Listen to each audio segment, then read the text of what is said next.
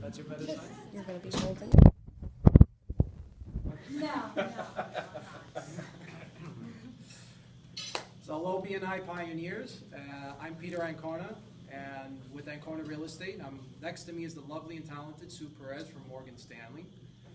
We'd like to thank you for giving us the opportunity to present together, and we're presenting together because I think we have a lot of things that are in common. Plus, we're just, the fashion fantabulousness that's going on up here right now is exactly why they put it together. So in addition to our fashion sense for the group, one of the things that I think we have in common is we both have a very firm belief that life in its totality and its success comes down to very little things that you do when you're young that will affect you when you're old. So, a great example could be, we all know somebody who maybe had a great job over their lifetime. Let's say they even made a six-figure income, but by the time they're old and you're looking at them now, maybe their kids are taking care of them or the government is supporting them.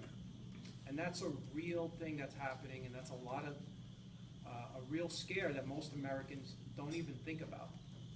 Whether you're a normal American or whether you're a rich individual like Warren Buffett, there's really only two investments that make sense, that create wealth over time, and have very little risk.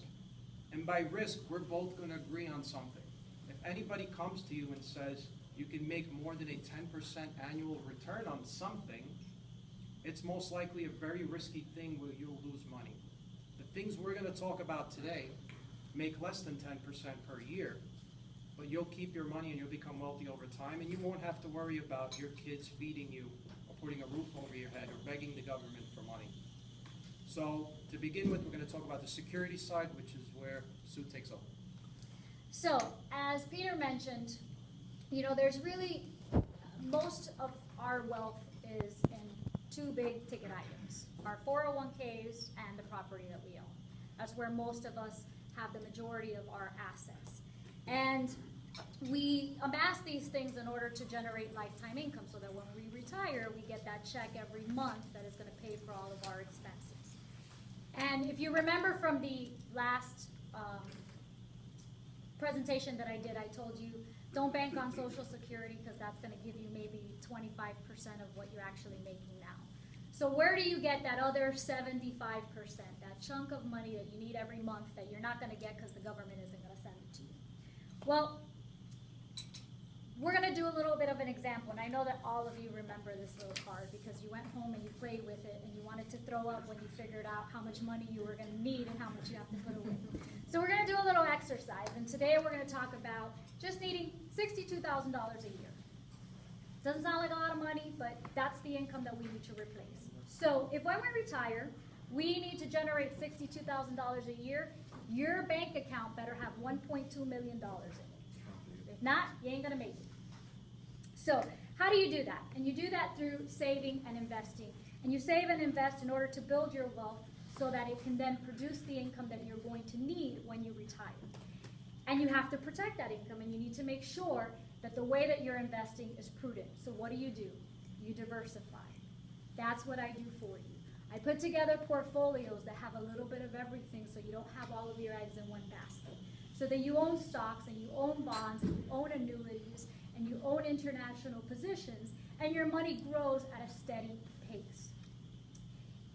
In addition to that, you contribute to retirement accounts, because what do they do for you? They give you tax savings, and they protect your assets while you're accumulating.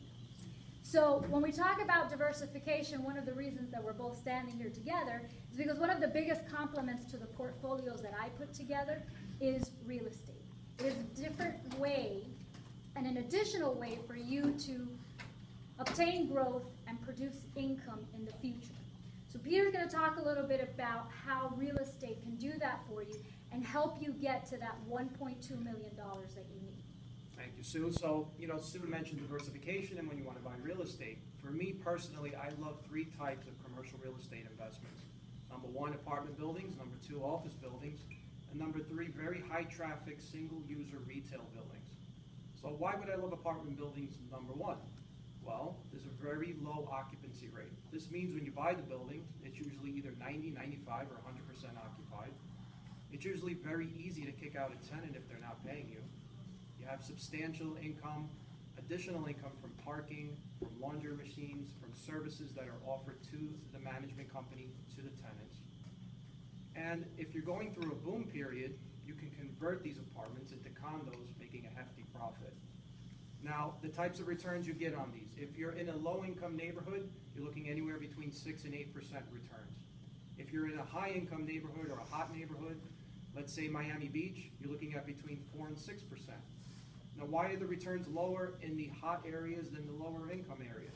That's because you make up those returns when you sell. The hot areas will appreciate faster than the low income areas. But really, when you look at both numbers, you're kind of making the same thing, whether it's one neighborhood or the other. Why do I like office buildings? Well, I like them if you're a self-employed person and you're paying a lot in rent. You would definitely want to buy a building that's 30 to 40% vacant, which is typical vacancy for an office building, a small office building. You would want to occupy one of those units and rent out the other 60%, which will help pay your mortgage. And you're now saving your monthly rent. And you have something to use and invest with Sue eventually in Send all retirement. that extra money. All that extra money.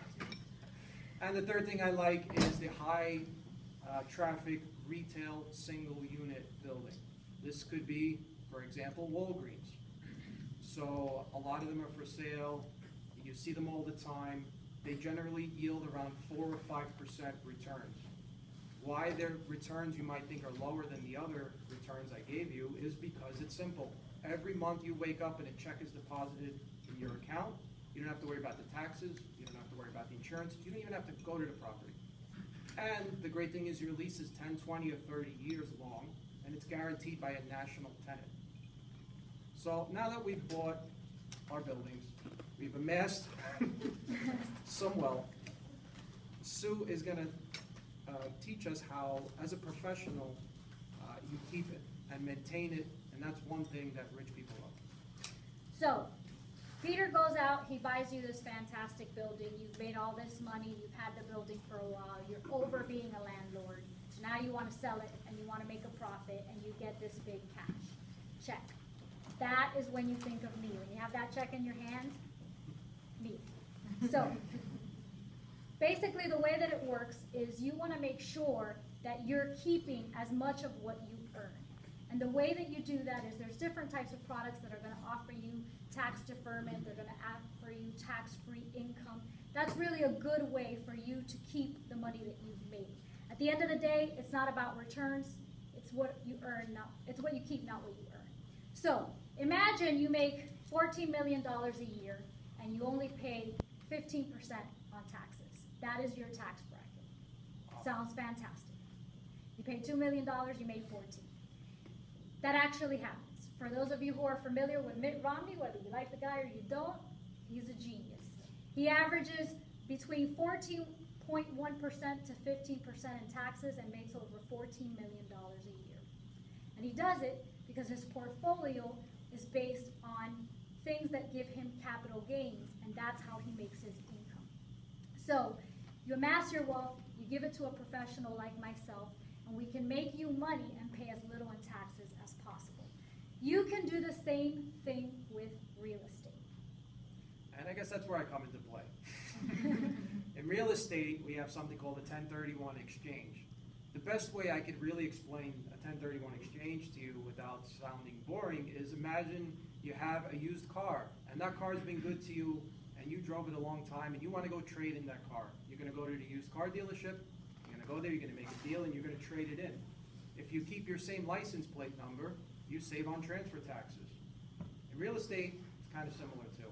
So let's say you bought a piece of property, it's been good to you, it's appreciated, and you realize in your own mind that it can only appreciate so much more. So why not take my money and buy a bigger piece of property or multiple pieces of property?